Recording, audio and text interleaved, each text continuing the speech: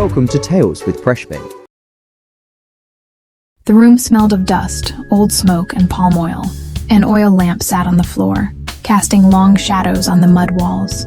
Morgan knelt before the old man, hands calloused from carpentry work, heart pounding with quiet hope. The soothsayer didn't rush. He sat still, eyes cloudy with age and mystery, then gently cast the cowries on the woven mat. A long pause. Then he looked up. "Your wife will bear you a son." Morgan's chest rose slightly. A son. The one who would carry his name, wear his face, and speak with his voice when he was no more. "He will be strong," the old man added. "He will stand before men and not tremble." Morgan rose to his feet with the fire of a man who had touched destiny. On his way home, the world around him seemed smaller. He walked faster, straighter, as though his back was being held up by the promise itself. He entered their compound, a noisy, crowded "face me, I face you," and pushed open the wooden door of their single room. Inside, Maya sat on a mat, slowly peeling yam with a small knife. Her back ached. Her belly stretched against her wrapper. She looked up, expecting another complaint about food or money. Instead, he smiled. "Maya," he said, placing a firm hand on her shoulder. "Prepare yourself. A son is coming." She froze. Her lips parted slightly. She had been dreaming the kind of dreams that wake you in the middle of the night, that leave the smell of baby powder in the air. And in those dreams it had been a boy. Always a boy. She had even begun to imagine his name. So she nodded slowly, hiding the quiet tremor in her heart, a whisper of something she couldn't name. Thursday morning. The sky was still gray when Maya jolted upright, clutching her belly. The pain came like a storm, sudden, sharp, merciless. There was no time to think of hospitals. No time for taxis or wrappers or prayer. Her wails woke the entire compound. Mama Zara, their neighbor, came running barefoot with water, a wrapper, and strength born of experience. The men waited outside. The door was shut. Morgan was at the roadside, still buying fuel for his kerosene stove, unaware that fate had already begun its work. By the time he returned, it was over. The room was damp with sweat, soaked cloth, and the faint smell of iron. Maya lay weak, her wrapper pulled up to her chest. And beside her, wrapped in faded fabric, was the child. "It's a girl," Mama Zara said gently. Maya blinked. "A girl? But I dreamt. We both dreamt. The soothsayer." She turned to look at the baby. Dark curls, small fingers, soft breath. The child was perfect, but the room suddenly felt colder. A boy from the compound was sent to fetch Morgan. When the news reached him, he didn't speak. "A girl?" he asked. The boy nodded. "Yes, sir." The woman said it very clearly. Morgan stood still for a long time, then turned and walked away.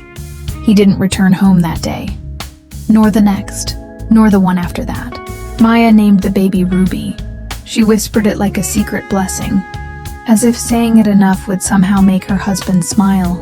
But a whole month passed before Morgan finally returned. He opened the door without knocking, dropped his bag near the wall, and barely glanced at the child wrapped on the mat. "This is not what I was promised," he muttered. And that was all he said. He turned on the small transistor radio and sat down like nothing had happened. Maya sat in the corner, holding Ruby close, her arms trembling with a pain she couldn't speak. Ruby slept peacefully that day, not knowing she had been born into a world where her very existence had already disappointed the man who gave it to her.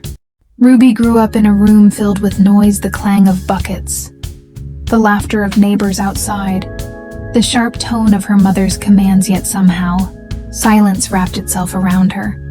It wasn't the peaceful kind. It was the silence of being ignored, of being unseen, the silence that follows disappointment. Her father, Morgan, became a wall. He never hit her, never shouted, never cursed her. But he also never smiled at her, never carried her, never asked, "How was school?" Never said her name as if it mattered. To Ruby, his silence was louder than any slap. He would return from his Carpenters shop in the evening and greet Maya. He would talk about wood prices, his aching back, the neighbors that annoyed him. But when his eyes passed over his daughter, they passed like a shadow touching nothing. Maya tried, but her love had rules, tightly folded into duty, not affection. Sweep that floor again. Did you say thank you to Mama Zara? Stop dragging your feet like a lazy girl. There were no lullabies, no bedtime stories, no long hugs after a bad day. When Ruby fell and scraped her knee, her mother scolded her for running. When she cried at night from a bad dream, she was told to face the wall and sleep like a big girl. It wasn't hate, but it wasn't warmth. It was like being watered just enough not to die, but never enough to bloom. She was 7 when she realized her parents didn't love her the way other children were loved. She saw it in the way Daddy Zara from the next room lifted his daughter onto his lap every night after work. She heard it in the soft giggles of a girl being tickled by her mother. And she felt it in the ache of wanting it too, and knowing it might never come. Her school books were always neat. She did her chores without being asked. She greeted every adult with "Good morning, Ma," and "Good evening, sir." She thought maybe, just maybe, if she were perfect, they would see her. But the silence continued. On her 10th birthday, nobody remembered.